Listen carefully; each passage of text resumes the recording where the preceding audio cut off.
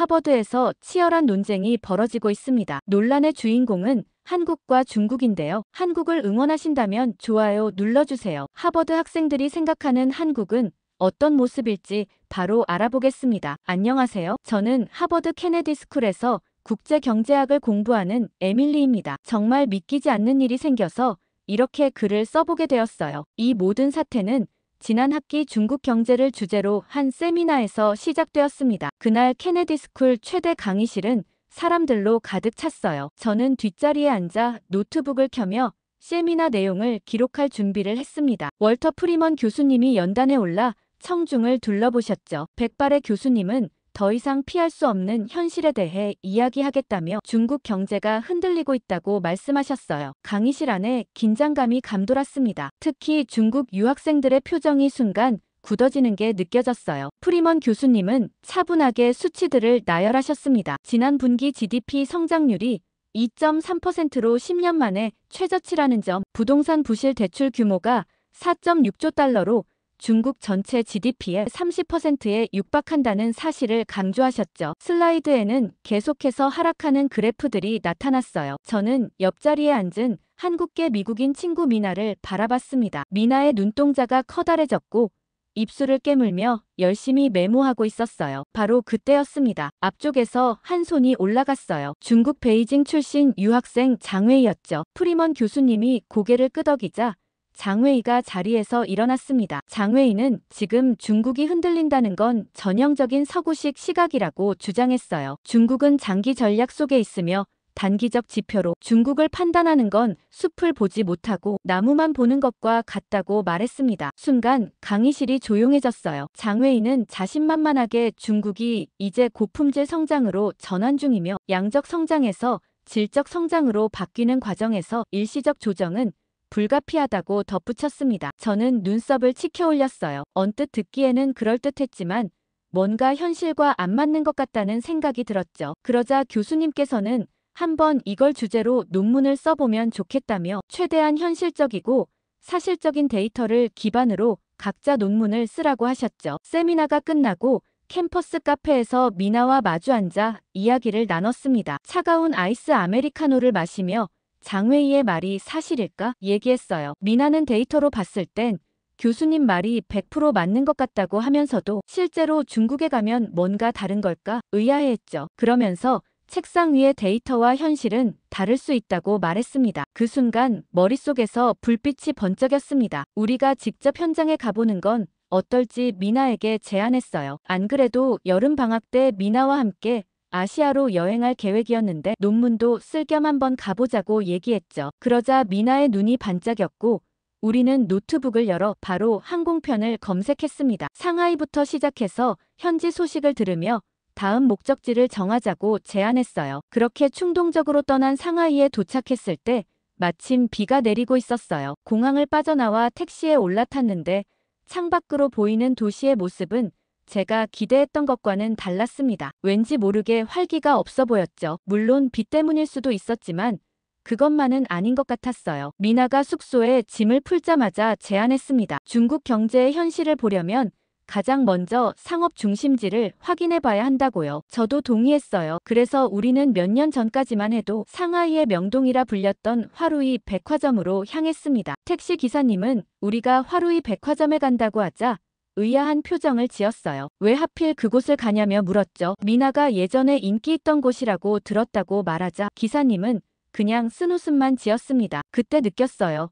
무언가 이상하다는 걸. 화루이 백화점에 도착했을 때 저는 그냥 입구가 좀 조용하다고만 생각했어요. 하지만 실내로 들어서는 순간 숨이 멎는 것 같았습니다. 텅 비었어요. 정말로 텅 비어 있었습니다. 3층짜리 백화점 전체가 마치 버려진 것처럼 조용했어요. 각 매장마다 폐점 세일 70% 할인 매장 정리 같은 문구들이 붙어 있었죠. 미나와 저는 서로를 바라봤어요. 미나의 눈빛에서도 같은 충격이 느껴졌습니다. 이곳이 정말 중국의 경제 중심지 상하이가 맞나 싶었어요. 1층을 천천히 돌아다니며 화장품 매장에 들어갔습니다. 조명이 어둡고 직원은 한 명뿐이었어요. 그 직원도 무표정하게 스마트폰만 들여다보고 있었죠. 저희가 들어와도 고개를 들지 않았습니다. 미나가 용기를 내어 중국어로 인사를 건넸어요. 그제야 직원이 고개를 들었습니다. 미나가 요즘 장사가 어떠냐고 물었고 직원은 한숨을 내쉬며 대답했어요. 요즘은 온라인도 안 된다고요. 그냥 다들 소비를 멈췄다고 했습니다. 미나가 다른 백화점도 이런지 물었더니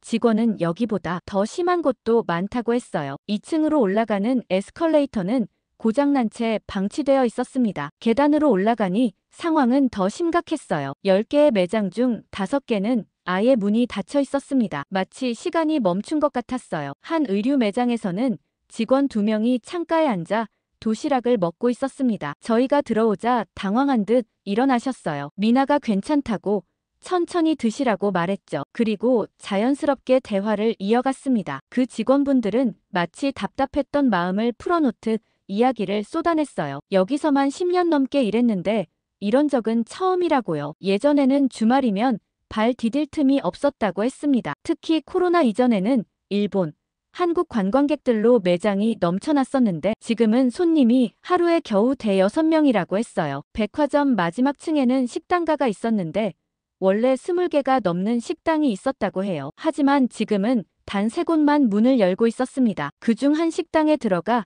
점심을 먹기로 했어요. 우리 말고는 손님이 없었습니다. 음식을 기다리는 동안 미나와 눈을 마주쳤어요. 이게 우리가 알던 중국이 맞아? 미나가 작은 목소리로 물었습니다. 저는 고개를 저었어요. 하버드 강의실에서 장웨이가 자신있게 말하던 장기 전략 속 일시적 조정이라고 보기에는 너무나 심각해 보였거든요. 음식이 나왔는데 너무 충격적인 광경이었어요. 접시 가장자리에는 이전 손님의 음식 찌꺼기가 그대로 말라붙어 있었고 숟가락에는 희미한 립스틱 자국이 보였습니다. 음식을 담은 그릇은 기름기가 번들거렸고 물컵 안쪽에는 뭔가 검은 얼룩이 있었어요. 소스를 가져다 주시는 직원의 손톱 밑에 까만 때가 끼어있는 모습을 보고 저는 식욕이 완전히 사라졌죠. 미나가 용기를 내어 조금 먹어봤지만 고기는 덜 익었고 야채는 시들어 있었습니다. 더 심각했던 건 주방에서 들려오는 기침 소리였어요. 직원들은 마스크도 착용하지 않은 채 음식을 다루고 있었습니다. 저희가 화장실을 사용하려 했을 때는 문이 고장나 있었고 내부는 말할 수 없을 정도로 불결했어요. 계산할 때 주인 아주머니가 어디서 왔냐고 물으셨고 미국에서 왔다고 하자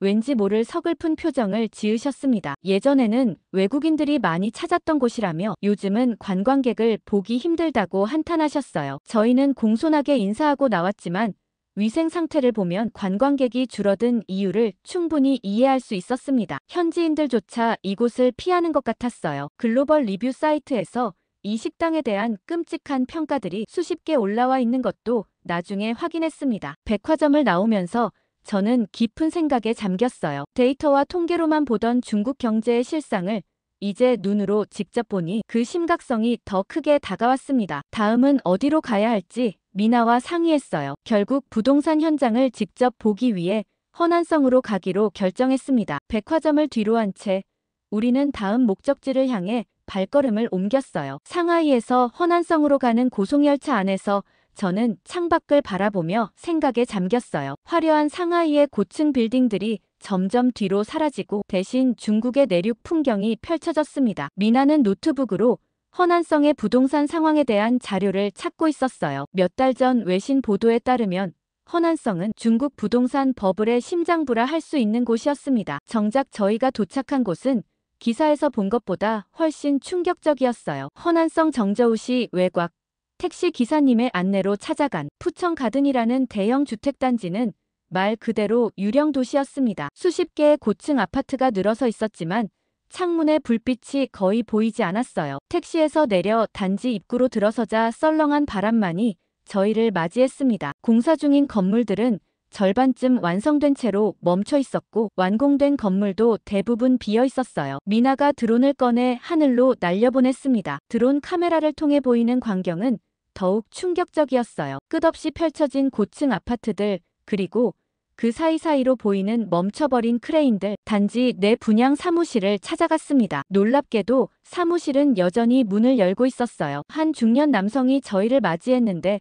자신을 왕씨라고 소개했습니다. 부동산 중개인인 왕씨는 처음에 외국인인 저희를 보고 경계하는 듯 했지만 미나의 유창한 중국어 덕분에 곧 마음을 열었어요. 왕씨는 이 단지가 불과 3년 전만 해도 중국의 꿈을 상징하는 프로젝트였다고 말했습니다. 총 1만 2천 세대 규모로 계획됐고 초기에는 투자자들이 몰려들었대요. 하지만 건설사가 자금난에 빠지면서 공사가 중단됐고 계약금을 낸 사람들은 발만 동동 구르고 있다고 했어요. 저는 완공된 건물들은 왜 비어있는지 물었습니다. 왕 씨는 쓴웃음을 지으며 대답했어요. 대부분의 구매자들이 투자 목적으로 여러 채를 샀는데 지금은 팔려고 해도 살 사람이 없다고요. 집값이 떨어지니 그냥 비워두는 게 낫다는 판단이라고 했습니다. 단지를 둘러보며 왕 씨는 계속해서 설명을 이어갔어요. 이런 상황은 허난성뿐만 아니라 중국 전역에서 벌어지고 있다고 했습니다. 지방정부들이 토지 판매로 수입을 올리려고 무리하게 개발 사업을 추진했고 개발업자들은 빚을 내서 공사를 진행했다고요. 그러다 부동산 시장이 식으면서 모든 것이 멈춰버렸다고 했어요. 특히 충격적이었던 건 왕 씨의 개인적인 이야기였습니다. 그는 이 단지에 자신의 전 재산을 투자했다고 했어요. 두 채의 아파트를 계약했는데 하나는 아들의 결혼을 위해 다른 하나는 노후 대비용이었대요. 하지만 지금은 두 채 모두 가치가 반토막 났고 한 채는 아직 완공조차 안 된 상태라고 했습니다. 저는 왕 씨에게 정부의 대응은 어떤지 물었어요. 그는 한숨을 쉬며 지방정부도 무능하기는 마찬가지라고 했습니다. 중앙정부의 구제 정책을 기다리고 있지만 그것도 불확실하다고요. 최악의 경우 수년간 이대로 방치될 수도 있다고 했어요. 단지를 나오는 길에 저희는 몇몇 거주자들을 만났습니다. 대부분 젊은 부부들이었는데 이곳이 살기 좋은 곳이라고 믿고 온 사람들이었어요. 하지만 약속된 편의시설은 하나도 완공되지 않았고 밤이면 가로등도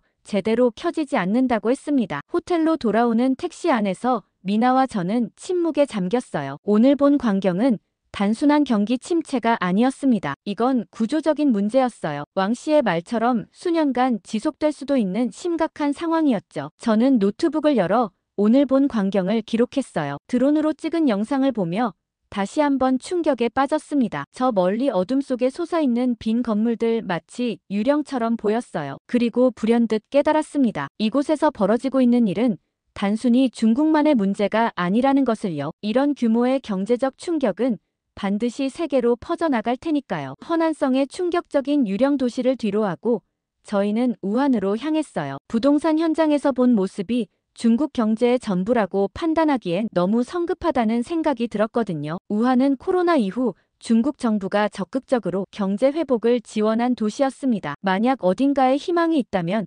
그곳은 우한일 것 같았어요. 우한 기차역에 도착했을 때는 저녁이었습니다. 역사 밖으로 나오자 활기찬 도시의 불빛이 저희를 맞이했어요. 허난과는 확실히 다른 분위기였습니다. 그래도 뭔가 표면적인 느낌이 강했어요. 화려한 네온 사인 아래 사람들의 표정은 그리 밝아 보이지 않았거든요. 다음 날 아침, 미나가 현지 대학생들을 만나보자고 제안했습니다. 중국의 미래를 가장 잘 이해하려면 젊은 세대의 생각을 들어봐야 한다는 거였어요. 우한 대학교 근처 카페에서 미나가 온라인으로 연결된 지인을 통해 만난 대학생 그룹과 이야기를 나누기로 했습니다. 카페에 들어서자 3명의 학생들이 저희를 기다리고 있었어요. 리민, 웨이펑, 그리고 샤오유 모두 우한 대학교 경제학과 졸업반 학생들이었습니다. 미나가 미리 연락해서 저희의 방문 목적을 설명해뒀기 때문에 학생들은 꽤 솔직하게 이야기해 주었어요. 리민이 먼저 입을 열었습니다. 올해 졸업을 앞두고 있지만 취업이 너무 어렵다고 했어요. 예전에는 대학 졸업장만 있으면 좋은 직장을 쉽게 구할 수 있었지만 요즘은 수백 명이 한자리를 두고 경쟁한다고 했습니다. 리민의 말에 따르면 그의 학과 선배들 중 절반은 아직도 안정적인 일자리를 찾지 못했대요. 그러자 웨이펑은 더 구체적인 이야기를 들려주었어요. 그는 부모님이 모든 저축을 털어 자신의 교육에 투자했다고 했습니다. 좋은 대학에 보내서 좋은 직장을 구하게 하는 게 중국 부모들의 일반적인 전략이었대요. 하지만 이제 그 공식이 깨졌다고 했어요. 웨이펑은 중국에서 미래가 보이지 않는다며 차라리 해외로 나가고 싶다고 말했습니다. 저는 호기심이 생겨 웨이펑에게 어느 나라로 가고 싶은지 물었어요. 그의 대답은 의외였습니다. 한국에 가고 싶다고 했거든요. 왜 하필 한국이냐고 물었더니 웨이펑은 한국이 그나마 공정하게 느껴진다고 대답했습니다. 노력한 만큼 보상받을 수 있는 시스템이 있다고 생각한다고요. 샤오유는 처음에는 조심스러웠지만 점차 마음을 열고 자신의 진심을 털어놓았어요. 중국 커뮤니티에서 보고 나서는 한국에 가고 싶다며 한국의 물가가 중국보다 훨씬 저렴해 중국인들이 가면 부자처럼 돈을 펑펑 쓸 수 있을 거라고 확신했습니다. 특히 한국의 집값과 생필품 가격이 중국 대도시의 절반도 안 된다고 믿고 있었어요. 샤오유는 평소 중국 커뮤니티에서 검색해본 서울의 원룸 가격을 언급하며 자신이 모아둔 돈으로 한국에서는 명품 쇼핑도 마음껏 하고 고급 레스토랑도 매일 다닐 수 있을 거라고 흥분된 모습으로 이야기했습니다. 한국의 생활비가 중국보다 훨씬 싸다는 그녀의 믿음은 확고했어요. 이상하다는 생각이 들었습니다. 전혀 엉뚱한 정보를 가지고 있었어요. 이런 생각은 중국 내 젊은이들 사이에서 퍼진 일종의 한국 환상이었습니다. 실제 경제 지표나 물가 수준과는 관계없이 많은 중국 젊은이들이 한국에서의 삶을 동경하고 있더라고요. 샤오유는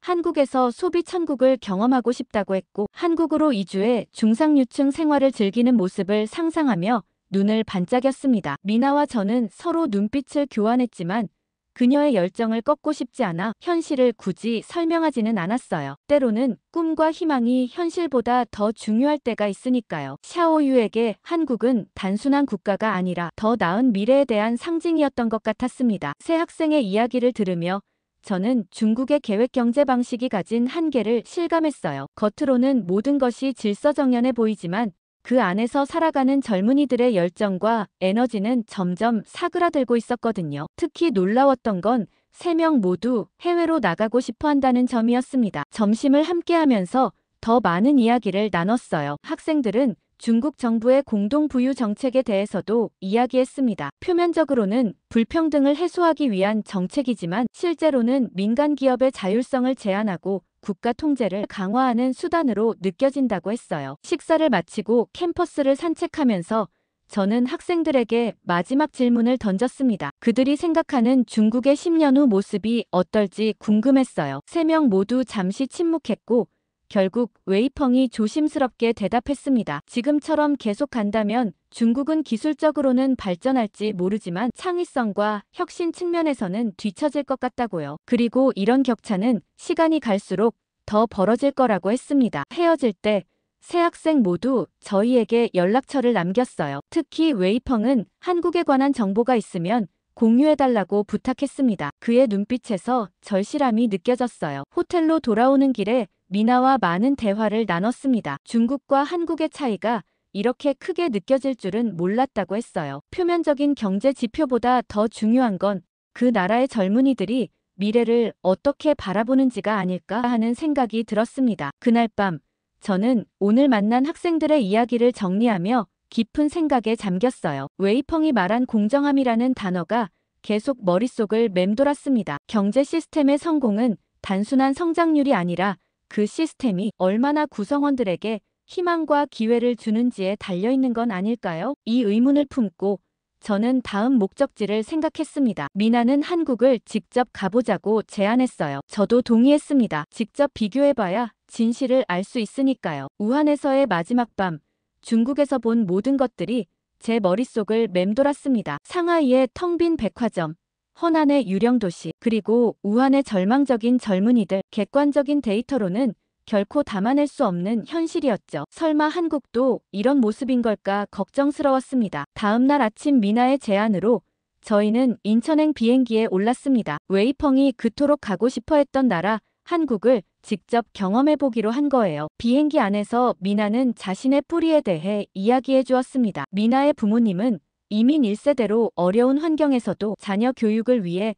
모든 것을 희생하셨다고 했어요. 그 이야기를 들으며 저는 중국 학생 웨이펑의 부모님 생각이 났습니다. 같은 동아시아 문화권인데 왜 이렇게 다른 결과가 나타나는 걸까요? 인천공항에 도착했을 때 첫인상부터 달랐어요. 모든 것이 효율적으로 움직이는 느낌이었습니다. 입국 심사부터 공항 철도까지 복잡한 과정이 마치 춤을 추듯 자연스럽게 흘러가는 듯 했어요. 미나는 이런 효율성이 바로 한국의 특징이라고 말했습니다. 서울 시내로 들어서자 활기찬 도시의 모습이 눈앞에 펼쳐졌어요. 상하이처럼 화려한 불빛으로 가득했지만 그 아래 사람들의 표정이 달랐습니다. 더 생동감 있고 목적이 뚜렷해 보였죠. 저는 그 차이를 느끼며 미나에게 어디를 먼저 가볼지 물었어요. 미나는 명동부터 시작하자고 했습니다. 쇼핑과 관광의 중심지라고요. 명동에 도착하자 정말 사람들로 북적였어요. 상하이의 텅 빈 화루이 백화점과는 완전히 대조적인 모습이었습니다. 가게마다 손님들로 가득했고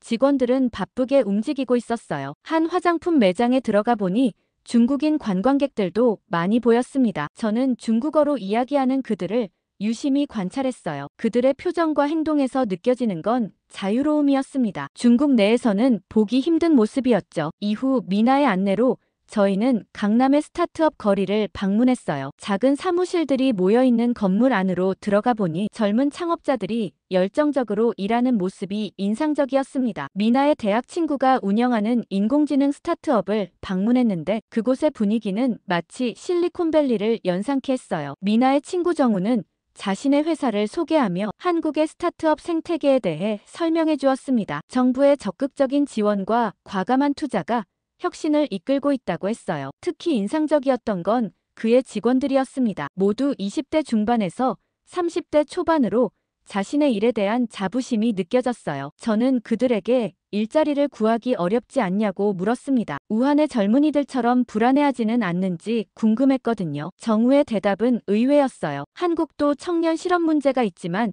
끊임없이 새로운 분야가 생겨나고 도전할 기회가 있다고 했습니다. 중요한 건 변화에 적응하는 능력이라고요. 다음 날은 송도 스마트시티를 방문했어요. 인천 앞바다를 메워 만든 이 도시는 첨단 기술의 집합체였습니다. 쓰레기를 지하로 자동 수거하는 시스템부터 모든 건물에 적용된 친환경 에너지 시스템까지 미래 도시의 모습을 보는 것 같았어요. 현지 전문가인 최수빈 연구원의 안내로 스마트시티 센터를 둘러보면서 저는 한국과 중국의 도시 개발 접근 방식 차이를 생각했습니다. 둘 다 대규모 프로젝트를 추진하지만 한국은 사람 중심의 설계가 돋보였어요. 효율성만큼이나 삶의 질을 중요시하는 느낌이었습니다. 특히 한국은 시스템과 사람, 둘 다 움직인다는 말이 인상적이었습니다. 제도적 틀은 안정적으로 유지하면서도 그 안에서 창의성과 혁신을 장려하는 유연성이 한국의 강점이라고 하셨어요. 최 연구원은 또한 한국이 위기를 기회로 바꾸는 법을 아는 나라라고 말했습니다. IMF 외환위기,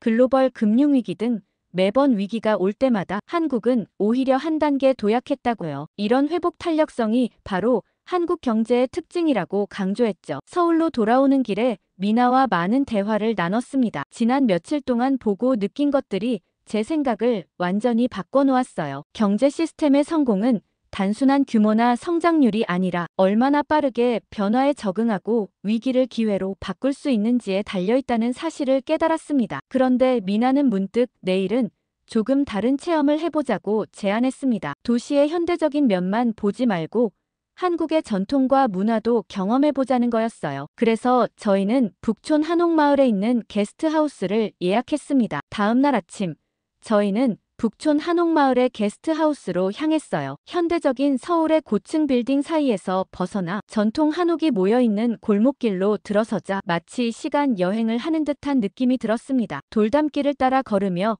수백 년의 역사가 담긴 건물들 사이로 현대인들이 자연스럽게 오가는 모습이 인상적이었어요. 게스트하우스에 도착하니 한복을 입은 할머니께서 반갑게 맞아주셨습니다. 미나가 저를 미국에서 온 친구라고 소개하자 할머니는 환한 미소와 함께 느리지만 정확한 영어로 환영해 주셨어요. 방은 전통 한옥 구조를 유지하면서도 현대적인 편의시설을 갖추고 있었습니다. 특히 온돌방의 따뜻함이 마음을 편안하게 해주었어요. 짐을 풀고 나오자 할머니께서 저희에게 차를 대접해 주셨습니다. 방금 딴 것 같은 신선한 녹차였어요. 차를 마시며 할머니는 이 한옥이 그녀의 증조부 때부터 가족의 품에 있었다고 말씀하셨습니다. 한국 전쟁을 거치며 한때는 폐허가 되었지만 가족들의 노력으로 복원했다고 하셨어요. 그 이야기에서 저는 한국인들의 회복력을 다시 한번 느낄 수 있었습니다. 오후에 할머니께서 저희에게 뜻밖의 제안을 하셨어요. 함께 김치전을 만들어 보지 않겠냐고요. 저는 즉시 동의했습니다. 주방으로 향하는 길에 할머니께서는 한옥의 구조와 의미에 대해 설명해 주셨어요. 모든 공간이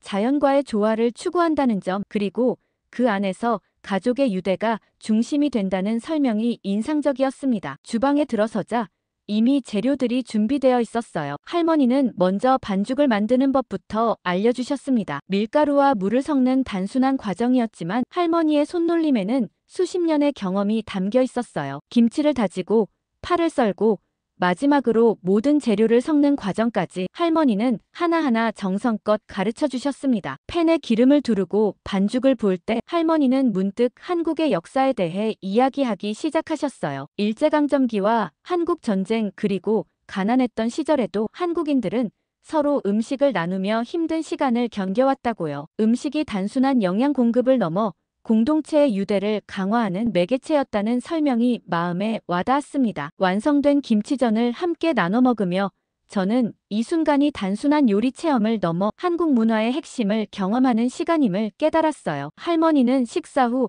저희를 근처 시장으로 데려가 주셨습니다. 좁은 골목길을 따라 다양한 가게들이 즐비한 전통시장은 활기가 넘쳤어요. 시장 투어에서 가장 인상적이었던 건 상인들과 할머니의 교류였습니다. 모두가 서로의 이름을 부르며 안부를 물었고 때로는 농담을 주고받기도 했어요. 미나가 설명하길 이런 관계가 바로 한국의 정문화라고 했습니다. 단순한 거래 관계를 넘어 인간적 유대를 중요시하는 문화라고요. 해질 무렵 게스트하우스로 돌아와 마루에 앉아 저녁 노을을 바라봤어요. 할머니께서 직접 담그신 매실주를 한 잔씩 따라주셨습니다. 달콤한 향과 함께 퍼지는 따뜻함이 마음을 편안하게 해주었어요. 저는 문득 할머니께 한국의 빠른 발전 비결이 무엇이냐고 물었습니다. 할머니의 대답은 간단하면서도 깊은 통찰이 담겨 있었어요. 서로 돕는 마음과 더 나은 미래에 대한 끝없는 희망, 그리고 어려움 속에서도 포기하지 않는 인내라고 하셨습니다. 할머니는 자신의 인생이 곧 한국의 현대사와 같다고 말씀하셨어요. 가난과 전쟁의 폐허 속에서 시작해 오늘날의 번영까지 그 과정에는 항상 더 나은 내일을 향한 열망이 있었다고요. 밤이 깊어가며 미나와 저는 할머니의 이야기에 푹 빠졌습니다. 중국에서는 경제 지표와 겉으로 보이는 성장에 집중했지만 한국에서는 그 성장을 이룬 사람들의 이야기를 들을 수 있었습니다. 게스트하우스에서의 하룻밤은 제 여행 중 가장 감성적이고 따뜻한 경험이었어요. 이곳에서 느낀 것은 단순한 경제적 생동감이 아니라 삶이 살아있다는 느낌이었습니다. 사람들 사이의 연결과 과거와 현재의 자연스러운 공존, 그리고 미래를 향한 희망이 조화롭게 어우러진 모습이었죠. 다음 날 아침, 할머니께서는 떠나는 저희에게 직접 만든 작은 보자기 선물을 주셨어요. 천 위에 정성스럽게 수놓은 꽃 무늬가 아름다웠습니다. 할머니는 이것이 좋은 인연을 상징한다고 말씀하셨어요. 저는 그 선물을 가슴에 품으며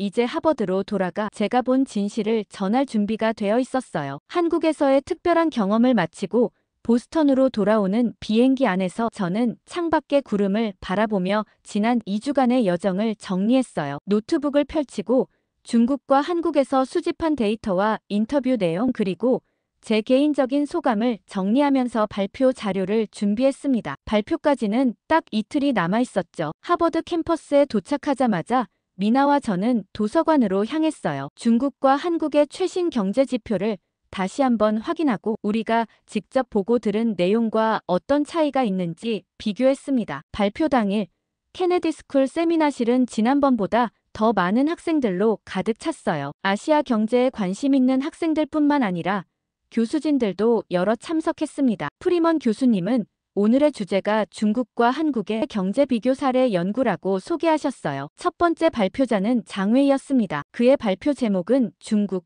세계의 엔진이었습니다. 장웨이의 프레젠테이션은 화려했어요. 상하이와 베이징의 최첨단 건물들과 화려한 야경, 그리고 북경 올림픽 당시에 웅장한 개막식 장면들이 슬라이드를 장식했습니다. 그는 중국의 인공지능 발전과 디지털 화폐 시스템을 강조하며 이것이 세계 경제의 미래 방향을 제시한다고 주장했어요. 장웨이의 발표가 끝나자 몇몇 친중 성향의 학생들이 열렬히 박수를 쳤습니다. 하지만 대부분은 미온적인 반응이었어요. 데이터와 화려한 이미지는 많았지만 뭔가 제대로 파악하지 못하는 게 분명했거든요. 이제 제 차례였습니다.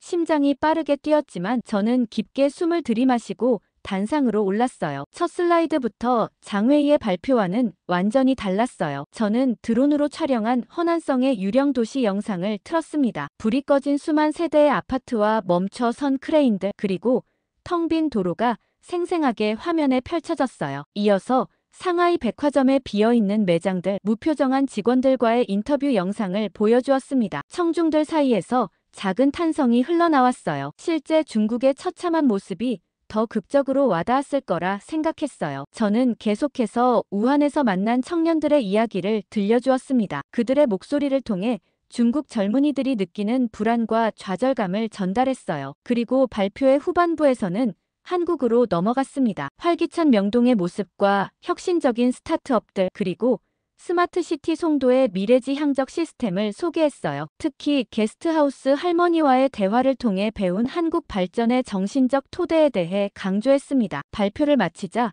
강의실은 잠시 침묵에 빠졌어요. 그리고 서서히 조용히 박수 소리가 퍼져나갔습니다. 장회의의 발표 때와는 다른 종류의 박수였어요. 더 진지하고 생각에 잠긴 듯한 박수였습니다. 질의응답 시간에 첫 번째로 손을 든 건 장회의였어요. 그는 제 발표가 중국의 일부 지역만 선택적으로 보여주었다고 비판했습니다. 저는 차분히 대답했어요. 우리가 방문한 곳은 무작위로 선택한 것이 아니라 중국 경제의 핵심 지역들이었다고요. 더 중요한 건 우리가 본 것은 통계 숫자가 아닌 실제 사람들의 삶과 감정이었다고 강조했습니다. 다른 학생은 한국 경제의 취약점에 대해 질문했어요. 저는 한국도 물론 완벽하지 않다고 인정했습니다. 청년 실업과 주택가격 상승, 그리고 사회적 불평등 같은 문제들이 있지만 중요한 건 이런 문제들을 공개적으로 논의하고 해결책을 모색하는 개방적인 시스템이라고 설명했어요. 세미나가 끝나고 프리먼 교수님이 강단에 올라서자 교실이 순식간에 조용해졌습니다. 교수님은 양쪽 발표를 모두 높이 평가하면서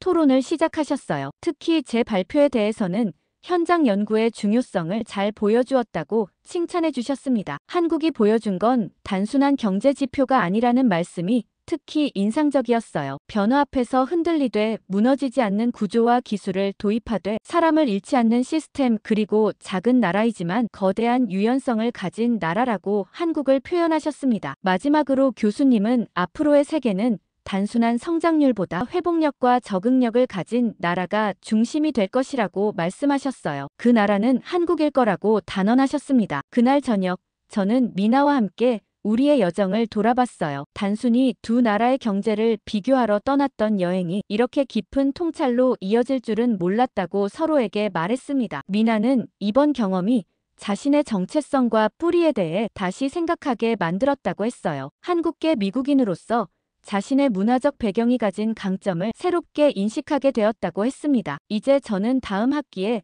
한국학을 부전공으로 선택하기로 했어요. 미국과 한국 두 문화 사이의 가교 역할을 하고 싶다는 꿈이 생겼거든요. 그리고 언젠가는 하버드에서 배운 지식과 경험을 바탕으로 변화하는 세계 경제 속에서 각 나라가 서로의 강점을 배우고 발전할 수 있도록 돕는 일을 하고 싶습니다. 무엇보다 한국의 진정한 강점은 화려한 건물이나 높은 GDP가 아니라 사람들에게 꿈과 희망을 줄 수 있는 시스템에서 온다는 사실을 깨달았고 이를 미국 사회에도 퍼뜨리고 싶기 때문이죠. 한국은 애들까지 진짜 왜 이래? 여기 리야드의 한 국제화학올림피아드 대회에서 결과를 듣고 참가한 84개국 327명의 학생들이 모두 충격에 빠졌습니다. 그 대회에 참여했던 한 여학생이 메일을 하나 보내왔는데요. 어떤 내용인지 오늘의 사연을 시작하겠습니다. 안녕하세요. 저는 영국 런던에 살고 있는 17살 고등학생 레이첼이에요. 화학은 제 인생의 전부라고 해도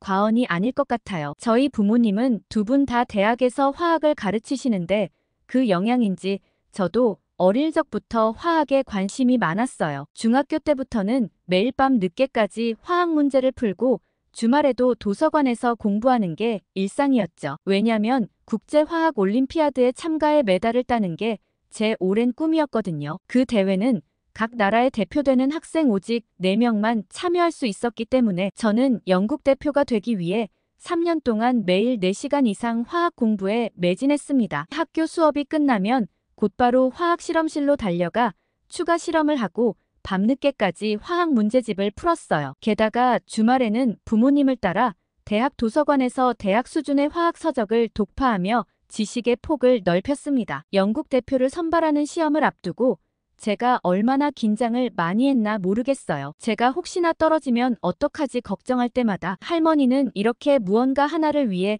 열정적으로 해본 경험 자체가 중요한 거라며 제 마음을 다독여 주셨어요. 공부하면서 할머니의 말씀 한마디가 제게 굉장히 도움이 많이 되었죠. 영국 대표 선발전에서도 할머니는 시험장 앞까지 저를 배웅해 주시며 긴장하지 말고 평소대로 하고 오라며 제 손을 꼭 잡아주셨죠. 할머니의 응원 덕분인지 시험 내내 차분하게 임할 수 있었고 마침내 영국 대표로 선발되어 56회 국제화학올림피아드에 참가하게 되었어요. 할머니도 그 소식을 듣고 정말 기뻐해 주셨죠. 어느 나라에서 참여하나 합격자 명단을 쭉 살펴보면서 제 눈에 거슬리는 나라가 한 곳 있었습니다. 이런 나라에서도 참여를 하나 싶었죠. 그곳은 바로 한국이었어요. 제 친한 친구 엠마가 작년에 한국의 잼버리 대회를 다녀왔거든요. 잼버리 대회는 참가비만 150만 원 정도로 세계 각국의 청소년들과 교류하며 다양한 문화를 경험할 수 있다는 생각에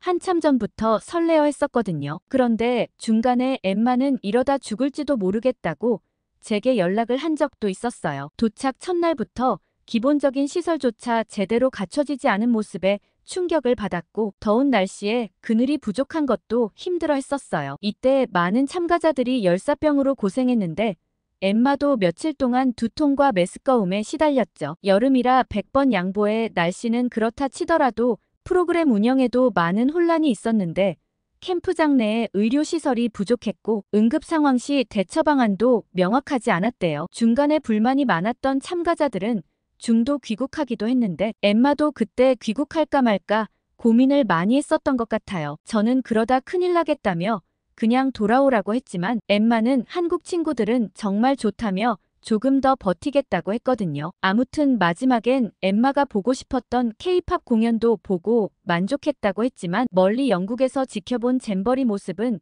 영 엉망이라 한국에선 무슨 국제대회를 그렇게 치르나 싶어 믿음직스럽지 못했어요. 그런 나라에서 온 학생들이라면 내가 충분히 이길 수 있지 않을까 싶었죠. 아무튼 대회가 열리기 전까지도 매일 밤낮 없이 공부에 매진했어요. 어느덧 대회가 열리는 사우디아라비아 리야드로 떠나기 전에 저는 흥분과 긴장으로 가득 찼습니다. 역시나 할머니는 공항까지 저를 데려다 주셨고 부모님과 함께 떠나기보단 오히려 할머니와 같이 가고 싶었어요. 그렇지만 할머니는 몸이 좋지 않으셔서 장시간 비행이 어려우니 어쩔 수 없었죠. 할머니는 저를 꼭 안아주시며 여기까지 온 것만 해도 정말 대단하고 자랑스럽다고 얘기해 주셨어요. 그리고 영국 대표 학생으로 참가하는 거니 품위를 잃지 말고 정정당당하게 실력을 겨루고 오라고 해주셨죠. 그렇게 저는 부모님과 함께 리야드로 가는 비행기에 올라탔습니다. 비행 내내 읽었던 책을 읽고 또 읽었어요. 그리고 계속 마인드 컨트롤을 했죠. 리야드에 도착한 첫날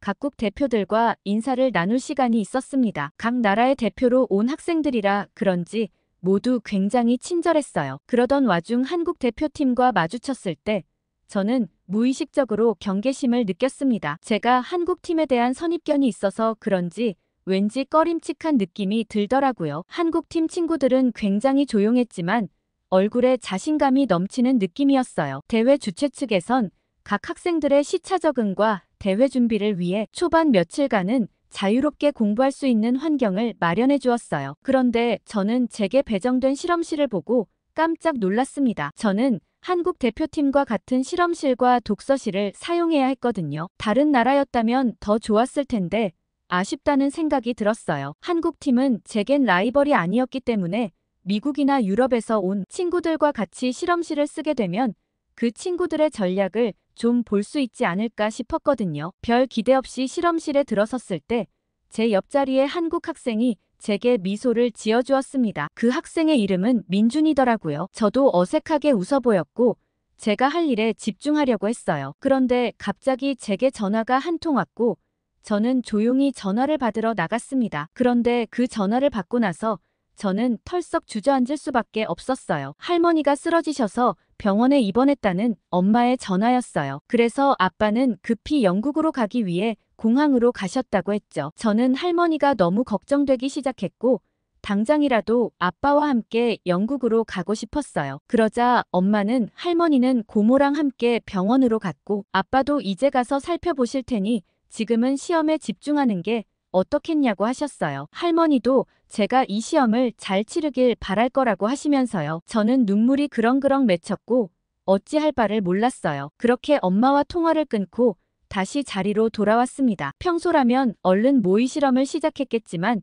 도저히 손에 잡히지 않았어요. 더 이상 여기에 앉아있는 게 무의미하다고 느껴졌고 짐을 챙겨 다시 방으로 돌아왔어요. 제가 나가는데 옆자리에 민준이가 저를 힐끗 바라보는 것 같더라고요. 그렇게 방으로 돌아와 침대에 누워서 저는 깊은 좌절감에 빠졌습니다. 그동안의 노력이 물거품이 되는 것 같았거든요. 할머니가 쓰러졌다는 것과 그것 때문에 집중하지 못하고 우왕좌왕하는 제 자신이 한심해 보여서 무너져 내리는 듯한 기분이 들었어요. 천장을 바라보며 저는 이대로 포기해야 하는 건지 고민했습니다. 하지만 그때 문득 할머니의 얼굴이 떠올랐어요. 할머니께서 항상 제게 해주시던 말씀이 기억났습니다. 할머니는 제 가장 큰 장점은 포기하지 않고 끝까지 해내는 거라고 해주셨거든요. 저는 그 말씀을 떠올리며 천천히 일어나 책상에 앉았습니다. 내일은 또 다른 날이고 아직 기회가 남아있다는 것을 떠올렸어요. 그렇게 저는 다음 날을 위해 마음을 다잡았습니다. 할머니를 위해 그리고 제 자신을 위해 최선을 다하기로 했어요. 그리고 비장한 마음으로 다음 날 실험실에 갔고 옆자리에 민준이는 벌써 실험을 시작하고 있었어요. 저도 꽤 빨리 왔다고 생각했는데 정말 부지런하다는 생각이 들더라고요. 실험을 시작하려는데 여전히 마음이 혼란스러웠어요. 그러다 실험 중 제가 실수로 시약을 떨어뜨렸을 때 민준이가 재빨리 다가와 도와주었습니다. 민준이가 잡아주지 않았다면 제가 다칠 수도 있었죠. 저는 민준이에게 고맙다고 얘기했고 민준이는 무슨 일이 있냐고 제게 물어보았습니다. 민준이의 눈빛에는 저에 대한 걱정이 가득한 것 같았어요. 처음 본 친구를 이렇게 걱정해주다니 저는 그 눈빛에 감동을 받았죠. 저는 민준이에게 할머니의 얘기를 털어놓았어요. 저에겐 정신적 지주나 다름없는 할머니가 쓰러지셔서 병원에 입원했다고 얘기했죠. 민준이는 제 이야기를 진지하게 들어주었어요. 민준이도 자기 할아버지가 얼마 전 큰 수술을 받으셨다며 제 심정을 이해한다고 하더라고요. 민준이에게 이야기를 하는 것만으로도 마음이 많이 차분해졌어요. 그날 이후로 한국팀 친구들은 저에게 특별한 관심을 보여주었어요. 제가 혼자 있을 때마다 다가와 말을 걸어주었고 같이 공부하자고 제안해 주었어요. 처음에는 어색했지만 점차 민준이와 한국 친구들의 진심 어린 태도에 마음이 열리기 시작했어요. 처음엔 잼버리 사태 때문에 한국에 대해 선입견이 가득했지만 이 친구들은 정말 달랐어요. 마음 따뜻한 한국 친구들 덕분에 저는 다시 시험에 집중할 수 있었던 것 같아요. 한국 친구들과 함께 공부하기 시작하면서 저는 한국 친구들의 학습법에 굉장히 놀랐어요. 한국 친구들은 서로 모르는 것을 물어보고 설명해주는 과정에서 더 깊이 이해하고 있더라고요. 게다가 어려운 문제를 함께 토론하며 해결해 나가는 모습이 인상적이었습니다. 저도 혼자서 공부하는 것보다 한국 친구들과 공부할 때 집중이 더 잘 되는 것 같은 느낌이 들었어요. 그리고 한국 친구들의 놀라운 실력을 지켜보면서 이 친구들이 대회를 휩쓸지도 모르겠다는 생각이 들었죠. 그리고 대회 당일 아침 시험장으로 향하면서 저희는 열심히 공부했으니 좋은 결과가 있을 거라며 서로를 응원했어요. 제가 시험 칠 때마다 할머니가 응원해 주셨는데 그걸 친구들이 대신해 준다는 생각이 들었죠. 그런데 민준이가 갑자기 제게 무언가를 하나 제 손에 올려주었습니다. 그건 코팅해 놓은 네잎 클로버였어요. 이건 부적인데 자기는 워낙 이런 물건들이 많아 제게 하나 준다고 했어요. 이번 시험을 꼭 잘 쳐서 할머니께 좋은 소식을 들려드리면 좋겠다고 덧붙였죠. 저는 비록 미신이라고 생각할 수 있지만 민준이의 마음이 담긴 선물이 정말 고맙더라고요. 그 네잎 클로버를 받아드는데 정말 좋은 결과를 낼 수 있을 것만 같은 자신감이 생겼어요. 시험이 시작되고 저는 그동안 민준이와 함께 공부했던 내용을 떠올리며 문제를 풀어나갔어요. 어려운 문제가 나왔을 때도 민준이가 알려준 접근 방식을 기억하며 차근차근 해결해 나갔어요. 시험을 치르는 내내 저는 혼자가 아닌 것 같다는 생각이 들더라고요. 긴 시간에 걸친 시험이 끝나고 모든 걸 쏟아붓고는 녹초가 되어 건물 밖으로 걸어 나왔어요. 이미 한국 친구들은 다 끝내고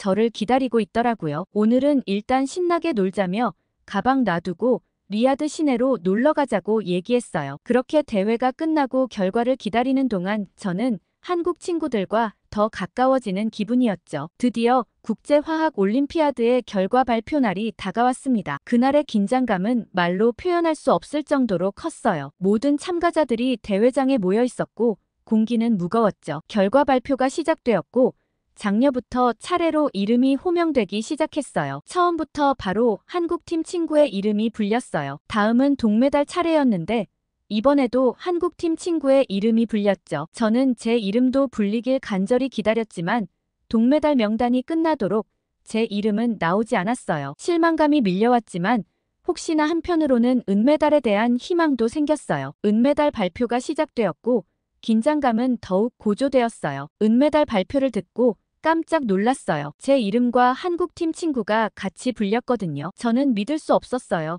은메달을 받다니 정말 꿈만 같았거든요. 옆에 있던 민준이가 제 등을 토닥여 주었고 친구들은 활짝 웃으며 축하해 주었어요. 하지만 아직 민준이의 이름이 불리지 않았고 저는 민준이라면 금메달을 받을 거라 확신했지만 한편으로는 걱정되기도 했어요. 지금 한국팀 친구들 4명 중 3명이 모두 수상을 했는데 혹시나 민준이만 못 받으면 어쩌나 싶었죠. 하지만 반전은 없었습니다. 곧이어 금메달 발표가 시작되었고 민준이의 이름이 불렸어요. 저는 그 자리에서 소름이 돋았어요. 바로 옆에서 지켜봤기 때문에 한국팀의 실력이 뛰어나다는 건 알고 있었지만 이렇게 압도적일 줄은 몰랐어요. 참가국의 학생들이 모두 수상을 하는 팀은 한국밖에 없었거든요. 진짜 멋지다고 생각했죠. 저는 한국 친구들이 얼마나 열심히 준비했는지를 잠깐이나마 직접 목격했기 때문에 더욱 감동적이었어요. 시상식이 끝나고 저희는 모두 서로 축하해주며 기뻐했어요. 그때 민준이가 제게 다가와 조용히 말을 걸었어요. 할머니가 위독하신 어려운 상황에서도 포기하지 않고 끝까지 최선을 다한 게 정말 대단하다고 말해주었어요. 얼른 할머니께 이 소식을 전달해드려야 하지 않겠냐고 했죠. 저는 민준이가 아니었으면 계속 이어나가지 못했다고 얘기하며 민준이에게도 정말 고맙다고 얘기했어요. 그러면서 이 대회를 통해 은메달보다 더 값진 친구가 생겼다는 걸 깨달을 수 있었죠. 그런데 국제화학올림피아드의 결과 발표 직후 축하와 기쁨의 분위기가 가득했던 대회장에 갑자기 긴장감이 감돌기 시작했어요. 중국팀에서 심사위원회에 이의를 제기한다는 소식이 전해졌기 때문이에요. 중국팀은 한국팀에서 금은동메달의 장려까지 모두 휩쓸어간 게 의심스럽다며 부정행위 가능성을 제기했어요. 이 소식은 순식간에 대회장 전체로 퍼져나갔고 모든 참가자와 관계자들은 동요하기 시작했어요. 한국팀 친구들의 얼굴에는 당혹감이 교차했어요. 저는 그 친구들이 얼마나 열심히 준비했는지 알고 있었기 때문에 이 상황이 너무나 안타까웠어요. 중국팀은 증거도 있다며 증거를 제출했다는 소문이 돌았고 심사위원회는 긴급 회의를 소집했어요. 그리곤 모든 팀의 학생 대표들이 참석하라는 공지가 내려왔어요. 저는 영국팀의 일원으로서 이 회의에 참석했고 회의실에 들어서자 팽팽한 긴장감이 느껴졌어요. 중국팀 대표는 한국팀의 수상 결과가 통계적으로 매우 이례적이며 이는 부정행위의 가능성을 시사한다고 주장했어요. 그들은 한국팀이 시험 전 문제를 미리 얻었을 가능성을 제기했고 철저한 조사를 요구했어요. 그러면서 사진 한 장을 증거로 제시했어요. 그 사진은 민준이가 심사위원 중 한 명과 이야기하는 듯한 장면이었습니다. 그 사진을 보고 장내가 술렁였어요. 사진에 찍힌 심사위원은 그때 당시 물건을 떨어뜨렸을 때 민준 학생이 주워준 게 전부였다며 그 어떤 부정행위도 없었다고 강력히 얘기했습니다. 또한 민준이는 저 사진이 촬영되었을 때 저는 저분이 심사위원이라는 것도 몰랐다고 강력히 항변했지만 다른 나라 대표들의 표정에서 의구심을 읽을 수 있었어요. 저는 가슴이 답답했고 제가 직접 목격한 한국팀의 노력과 실력을 어떻게든 전달해야 한다는 생각이 들었어요. 그때 심사위원장이 각국 대표에게 의견을 물었어요. 순서대로 의견을 말하다 제 차례가 되었을 때 저는 용기를 내어 일어났어요. 저는 대회 기간 동안 한국팀과 가까이에서 지냈던 경험을 이야기했어요. 그들이 얼마나 체계적으로 준비했는지 서로를 도우며 끊임없이 노력하는 모습을 직접 목격했다고 전했어요. 그리고 친구들과 지내면서 제가 알게 된 한국의 과학기술 수준과 그간 한국 학생 대표들이 국제과학대회에서 꾸준히 좋은 성적을 거둬온 역사에 대해 이야기했습니다. 이런 배경을 고려할 때 한국팀의 성과가 결코 비현실적이지 않다고 주장했어요. 제 발언이 끝나자 회의실에 잠시 정적이 흘렀어요. 그리고 다른 나라 대표들이 하나둘 제 의견에 동의하기 시작했어요. 캐나다 대표는 한국과의 과학 교류 경험을 언급하며 제 주장을 지지했고, 독일 대표도 한국 학생들의 뛰어난 실력을 인정한다고 말했어요. 하지만 중국 팀은 여전히 의혹을 거두지 않았어요. 그들은 구체적인 증거를 요구했고, 한국 팀의 시험지와 준비 과정을 철저히 조사해야 한다고 주장했어요. 상황이 다시 교착 상태에 빠지는 듯 했어요. 그때 제 머릿속에 한 가지 아이디어가 떠올랐어요. 저는 다시 발언권을 얻어 제안을 했어요. 한국 팀에게 현장에서 즉석으로 문제를 출제하고 그 자리에서 풀게 하는 것은 어떻겠냐고 말했어요. 이렇게 하면 그들의 실력을 직접 확인할 수 있을 거라고 설명했어요. 사실 이 제안은 말도 안 되긴 했지만 한국 친구들이라면 문제없이 해결할 수 있을 거란 확신이 들었거든요. 이 제안에 많은 대표들이 호응했고 심사위원회도 이를 긍정적으로 검토했어요. 결국 즉석 시험을 실시하기로 결정되었고 각국 대표들이 공동으로 문제를 출제하기로 했어요. 1시간의 준비 시간 후 한국팀은 즉석에서 출제된 고난도 문제를 풀게 되었어요. 모든 대표들과 심사위원들이 지켜보는 가운데 한국팀 학생들은 놀라운 집중력과 문제 해결 능력을 보여주었어요. 그들은 서로 토론하며 문제를 분석하고 효율적으로 역할을 나누어 해답을 도출해 나갔어요. 2시간의 시험 시간이 끝나고 채점이 이루어졌습니다. 그 결과는 모두를 충격에 빠뜨렸어요. 모두의 예상을 뛰어넘었거든요. 한국팀은 극도로 어려운 즉석 문제들을 거의 완벽에 가깝게 해결해냈고 오히려 모두 다 금메달을 줘야 하는 거 아닌가 싶을 정도의 완벽한 답안을 내놓았어요. 한국팀은 모두 창의적이고 논리적인 풀이 과정을 보여줬고 각각 높은 수준의 화학 지식과 문제 해결 능력을 가지고 있었거든요. 이 결과에 회의실의 분위기가 완전히 바뀌었어요. 중국팀을 포함한 모든 대표들이 한국팀의 실력을 인정할 수밖에 없었어요. 심사위원장은 한국팀에 대한 의혹이 완전히 해소되었음을 선언했고 이번 수상 결과를 최종적으로 확정했어요. 오히려 모두에게 금메달이 돌아가지 않은 게 의아한 결과라고 덧붙였죠. 그리고 중국 대표팀에게는 다음 대회에서 이의제기권을 박탈하는 페널티가 주어졌습니다. 회의가 끝나고 나오는 길에 한국팀 친구들이 저에게 달려와 감사의 인사를 전했어요. 저는 너희라면 분명히 잘해낼 거라고 믿어 의심치 않았다고 얘기했고 다들 즐거워했어요. 이 사건 이후 대회의 분위기는 더욱 화기애애해졌어요. 다른 나라 학생들도 한국팀에게 축하와 존경의 말을 전했고 도대체 어떻게 공부하는 거냐며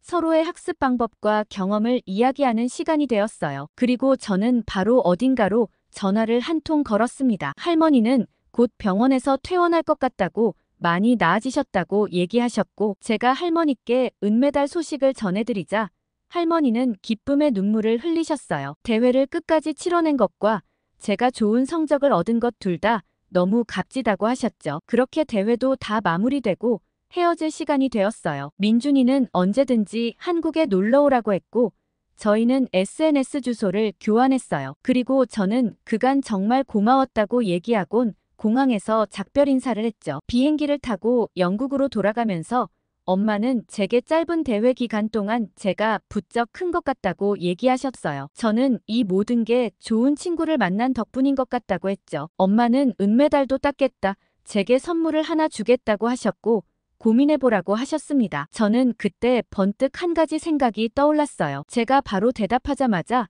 엄마는 깜짝 놀라셨습니다. 저는 선물로 한국 여행을 보내달라고 했거든요. 그러자 엄마는 살짝 고민하시더니 흔쾌히 허락해 주셨습니다. 저는 이번 방학 기간이 얼마 남지 않았으니 바로 다음 주에 가고 싶다고 했고 엄마는 바로 비행기 표를 알아봐 주셨어요. 그리고 공항에 내리자마자 민준이에게 다음 주에 한국에 간다고 놀러 오라고 했던 약속을 지키라고 했죠. 그러자 민준이도 깜짝 놀라며 이렇게 빨리 올 줄은 몰랐는데 하고 웃으며 좋다고 얘기했어요. 저는 리야드에서 돌아오자마자 바로 할머니께 달려가 메달을 자랑했어요. 그러자 할머니는 저를 꼭 안아주셨죠. 그리고 얼마 안 있어 다시 그대로 짐을 싸서 한국으로 떠났습니다. 설렘과 기대를 안고 인천국제공항에 도착했을 때 민준이와 한국 친구들이 환한 미소로 저를 맞이해 주었어요. 이렇게 금방 만날 줄은 몰랐다며 그래도 너무 반갑다고 서로 인사를 나눴죠. 제가 한국에 간다고 했을 때 민준이는 제게 뭘 제일 해보고 싶냐고 물었고 저는 민준이가 다니는 한국 학교가 궁금하다고 얘기했어요. 민준이는 지난주에 선생님께 허락을 받았고 오늘 하루 체험해도 좋다고 하셨다고 했어요. 그렇게 저는 민준이가 다니는 고등학교에 가볼 수 있었습니다. 학교 정문에 들어서자마자 깔끔하고 현대적인 건물에 놀랐어요. 민준이의 설명으로 이 학교가 과학 중점 학교라는 것을 알게 되었습니다. 교실에 들어섰을 때 학생들의 열정적인 모습에 또 한 번 놀랐어요. 수업 시간이었는데도 모든 학생들이 집중하여 선생님의 말씀을 경청하고 있었거든요. 특히 화학 수업 시간엔 선생님과 학생들 사이의 활발한 토론이 인상적이었어요. 한국인데도 모든 수업이 영어로 이루어지는 게 더 신기했습니다. 한국 영재로 대회에 나온 친구들 뿐만 아니라 더 대단한 친구들이 많은 것 같다는 생각이 들었어요. 그리고 민준이가 그렇게 영어를 유창하게 잘하는 것도 다 학교에서 영어로 수업하고 있어서 그랬구나 싶은 생각도 들었죠. 그리고 얼마 지나지 않아 점심시간이 되었고 저는 민준이와 급식실로 이동했어요. 한국 학교 견학 중 가장 인상 깊었던 경험은 단연 학교 급식이었어요. 민준이가 저를 학교 식당으로 안내했을 때 저는 어디선가 나는 냄새에 깜짝 놀랐습니다. 식당에 들어서자마자 너무 맛있는 냄새가 났거든요. 다양한 반찬들과 메인 요리에 신선해 보이는 과일까지 식단의 구성이 무척 알차 보였어요. 민준이는 이 모든 메뉴가 영양사 선생님의 꼼꼼한 계획 하에 준비되는 거라고 얘기해 주었어요. 드디어 제 차례가 되어 급식을 받았고 식판에 담긴 음식들을 보고 저는 놀라움을 감출 수 없었어요. 영국 식당에서 사 먹는 것보다 훨씬 잘 나오는 것 같았거든요. 자리에 앉아 음식을 먹기 시작하자 그 맛에 또 한 번 놀랐어요. 불고기는 부드럽고 달콤한 맛이 일품이었고 반찬들도 하나하나 맛있었어요. 특히 처음 먹어보는 김치는 독특한 맛이 있었지만 씹을수록 아삭한 맛에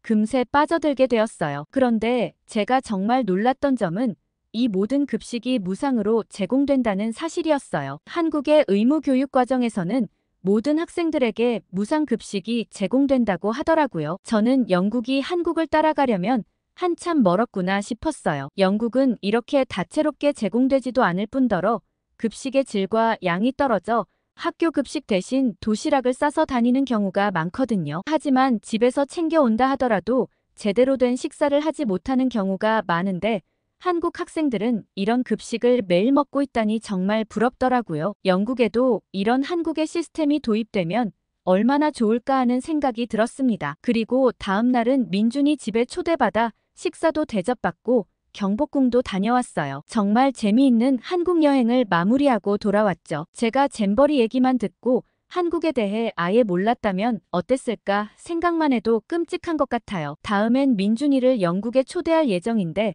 그때 바나나 우유를 잔뜩 사오라고 시켜뒀어요. 그게 정말 맛있더라고요. 아무튼 한국이라는 놀라운 나라에 대해 알게 돼서 너무 기뻤어요. 오늘 레이첼 양의 사연 어떻게 들으셨나요? 사실 잼버리 때 뉴스를 보면서도 믿기지 않았는데 그때 기사를 아직도 기억하고 편견을 갖는 사람들이 있다는 게 안타깝기도 하네요. 그리고 한국의 우수한 영재들이 세계 대회를 휩쓸고 다닌다니 한국의 미래가 더욱 기대됩니다. 여러분 의견은 어떠신가요? 댓글 많이 달아주세요. 구독과 좋아요 꾹 눌러주시고 다음에 더 좋은 사연으로 돌아오겠습니다. 사연 제작소 감동필름이었습니다.